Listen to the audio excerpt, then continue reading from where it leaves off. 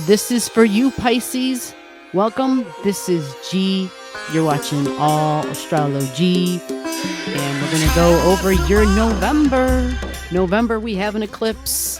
And then we have a new moon coming up, right? Towards the end of November, a new moon. And those are usually big times. Something normally begins. So you want to listen for the degrees. All right. I'm going to talk about it in a way to find out what area of your life does this happen in. And then I'll give, of course, the dates and the degrees and like all the keywords that are associated with all these things. So what are you releasing, Pisces? It's a lunar eclipse. And it happens November 8th. Yeah, big deal for the folks who live in the US. Something is in Taurus energy. Well, we know Taurus is our values, right? So, what did you used to value? Because I'm saying used to, right? Used to because it's a full moon. It's a blood full moon, right? It's a lunar eclipse. So lunar, anytime you hear lunar, it's the moon. And if it's an eclipse, it's because it's near the node. And which node is that, you might ask? The north node. So I'll explain what that means because it's all relevant. All right.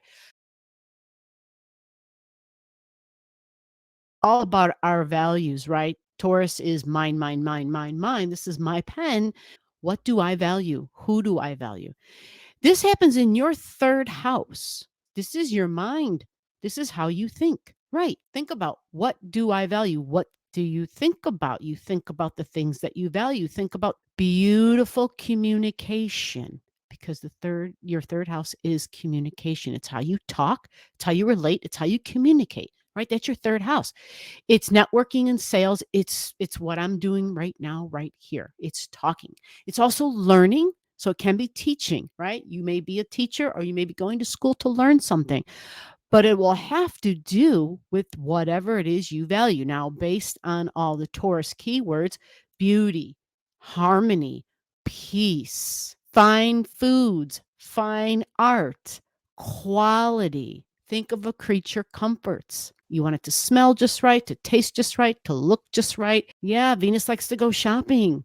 Yes, Venus is all about how I receive. So, Taurus, being in values, this is tangible, but it can also be non tangible. It can be the person that you love.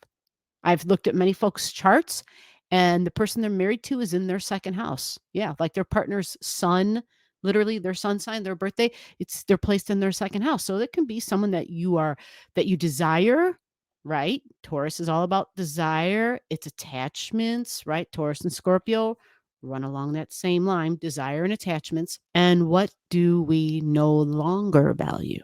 Because it's the moon, it's the full moon, it's the end of a cycle. We are letting go, we are completing, and we're saying, you're right, I did value that at one time, but not anymore. And that's okay. Sometimes Taurus, fixed energies, have a hard time with that.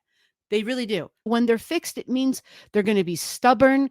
There's not going to be a lot of compromise involved. It's going to be more about, no, it's this way. It's my way or the highway, right? Letting go, a release, a completion, likely a past value, how you think and relate and communicate.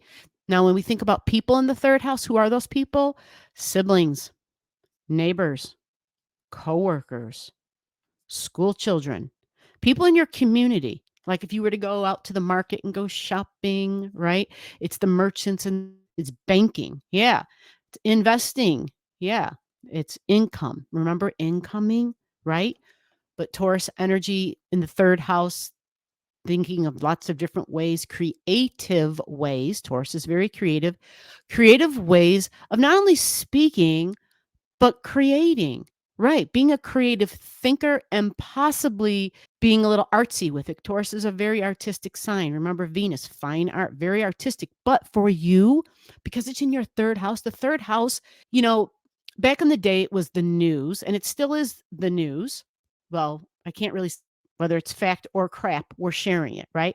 But if you're creative with it and you're being creative with it, the thing is, then be creative with it. It's a work of art, right? So do something fun and digital, maybe, because it's in the third house, right? Back in the day, all we had were magazines, newspapers, the radio. When we thought about how news was shared, but nowadays we have the internet, right?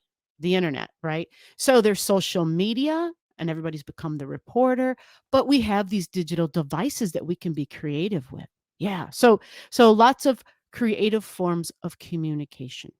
So a release and an ending. Find out in your chart. If you don't know and you want to know, comment to me below. I can help you find out and figure that out. Now, Uranus is part of this eclipse too. So Uranus is shocks and surprises. It can be somebody in charge, like a boss or an authority figure in your life. Uranus. Yeah.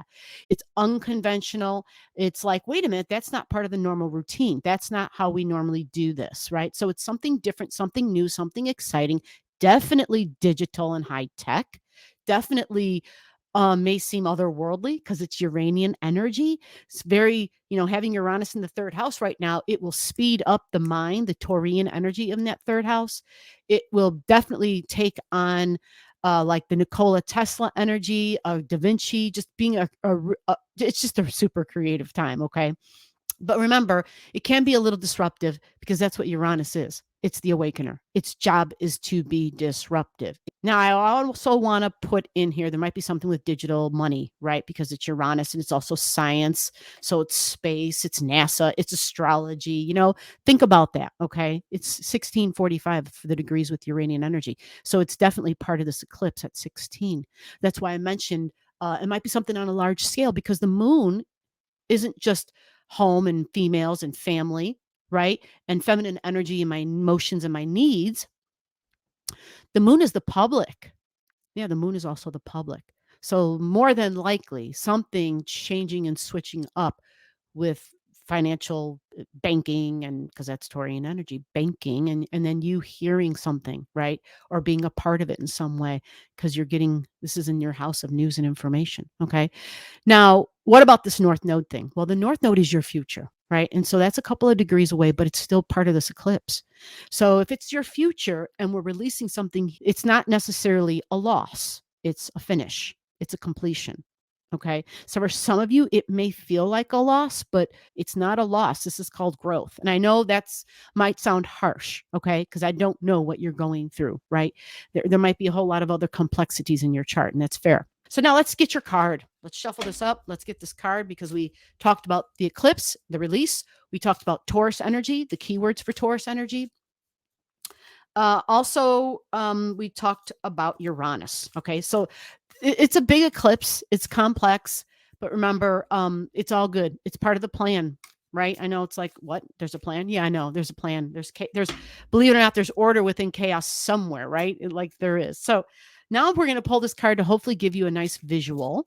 If you know your chart, like if you have your chart, one of the ways to find out, because Venus rules this eclipse, find out where your birth Venus is located. That house that she's in and the sign that she's in, those are all the nuggets. Those are all the details, the extra nuggets, the golden gems of information, the pearls to add to the meaning of this eclipse for you.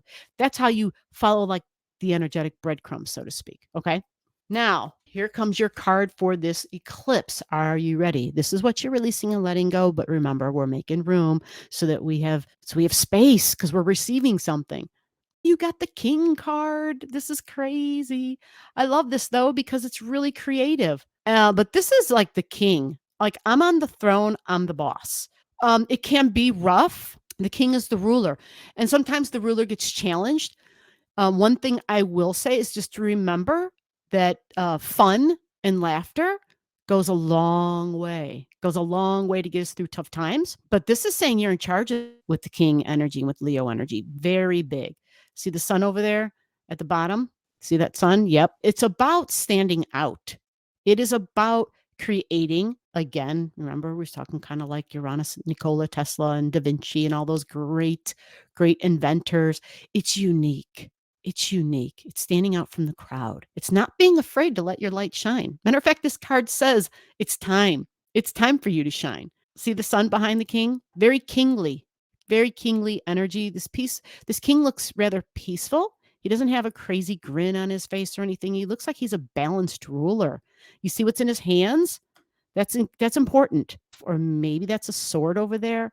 Is that a knife or a blade of some sort in the one hand? And then the other hand, I don't know what the heck that is. Let me cheat for a second.